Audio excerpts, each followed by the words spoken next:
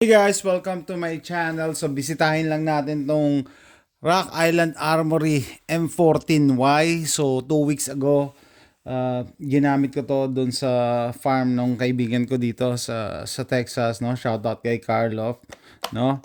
So before anything else, safety check prior to filming. Yan, yan siya, no?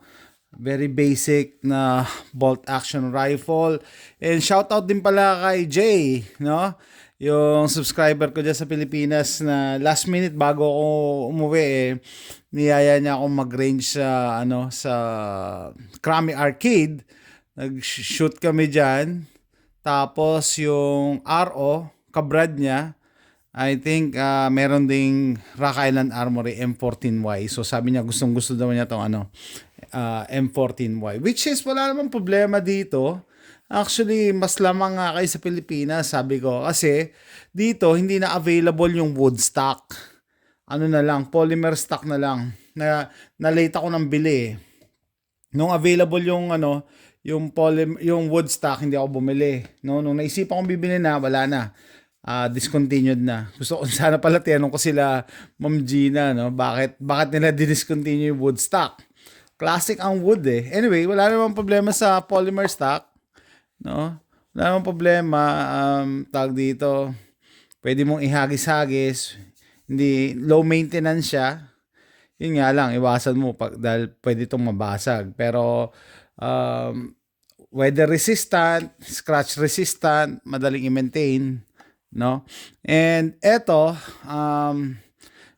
gusto ko dito sa M14Y kasi napakamura niya na bolt action na 22LR. Tapos yung magazine nito similar to sa other guns ng Armscore. I think parehas to ng Squires Bingham. Yung ganitong klaseng magazine. Hindi pala I think, gumagana talaga. Okay? So 10 rounder. Tapos, simpleng lang siya, bolt action. Imagine mo sa murang halaga, meron ka ng magazine na bolt action. Tapos, napansin ko dito, dahil siguro pang 4 na beses ko na to nagamit, mas swabe na yung action niya, yung pag-move ng bolt. Nung nakaraan, medyo matigas-tigas pa. So, kailangan mo i-break in talaga para mag-smoothen out yung action. Ngayon, mas smooth na siya eh. Yun ang napansin ko. Tapos, ginamitan namin ng kanto, no? Dahil threaded to 1/2 by 28. Ginamitan namin and I'm very happy with the result. Hindi ko na lang ginawa ng footage. Hindi ko na lang kinuha ng footage. Tapos yung front sight nito hooded, ibig sabihin protected siya. Yun nga lang, black lang. So it's up to you kung madali lang naman pinturahan yan eh. Ang tip lang dyan, bumili kayo ng Q-Tix. Usually, mga matitingkad, pula. Usually, madali, or white. Tapos, ramp, yung rear sight. Madali lang naman i-adjust yan eh. Tapos, ito, ano ba yun? Yung size ng pang-air gun na, na scope mount. Pero, hindi kasi ako interesadong lagyan ng scope to. Although, pwede nyo lagyan. Yung mga iba ko kasing bolt action naka-scope na eh. So sabi ko gusto ko tong gawing minimalist para madali lang bitbitin tapos simple lang, no? Pwede nga to sa bag out bag eh. No. Yan. Sa murang halaga, very effective siya. 22LR. Mas ma-maximize nyo pa yung potential ng baril na to pag ginamitan nyo ng can dito. Maniwala kayo sa akin, mag-i-enjoy kayo lalo pag pumuputo kayo ng tahimik.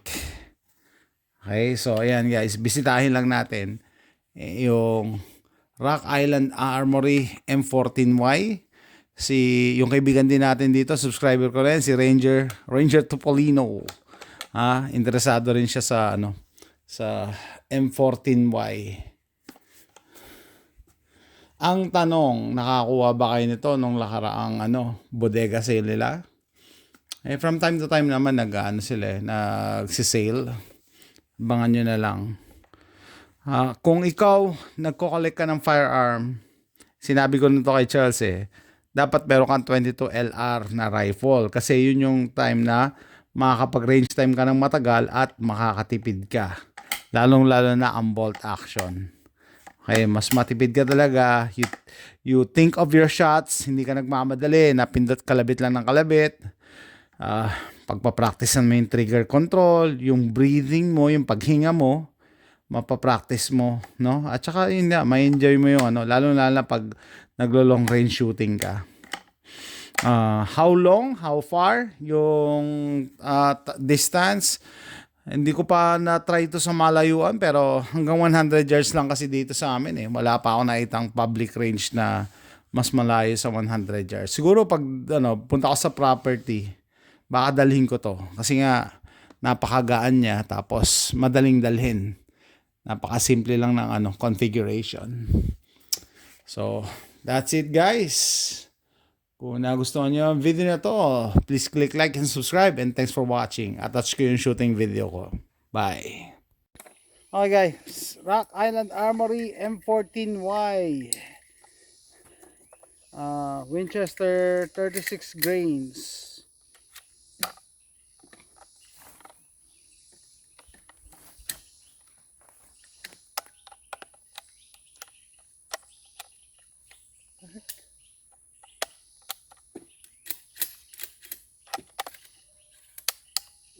Okay.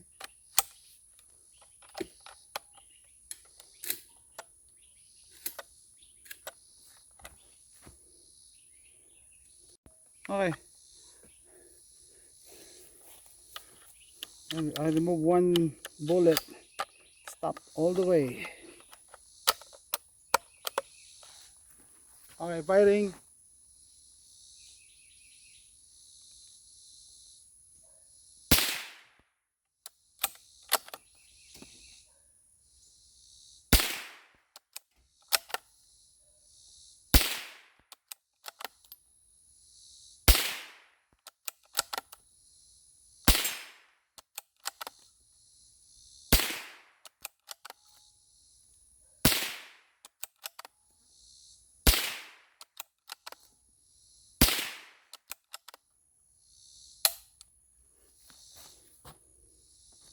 Okay, one more time.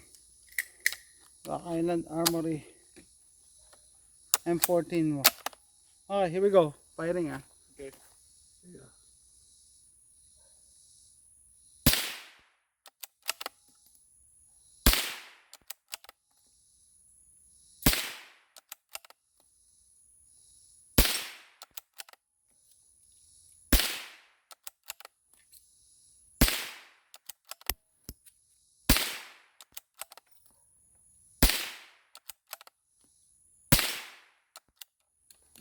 Isa pa. Okay.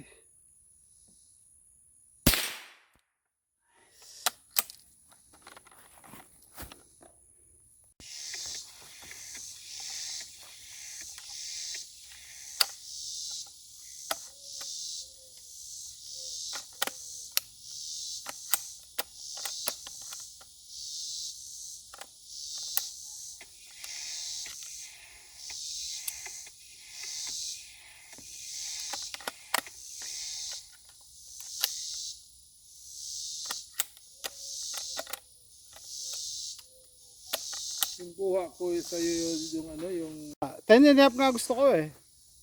hindi mo hindi, wag mong gawin yung 10 kasi hindi mo ma-re-reap yung benefits of the 300 blackout. Okay. So mas maganda yung Mas tahimik pagka hindi naman tahimik pero ba't ka pa mag 300 blackout kung 10 when it's good to have it shorter. Okay. Pusin ko lang itong last magazine.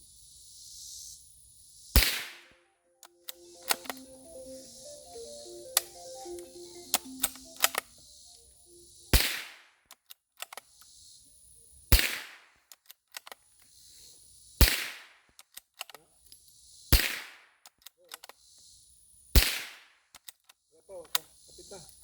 I'll call you back.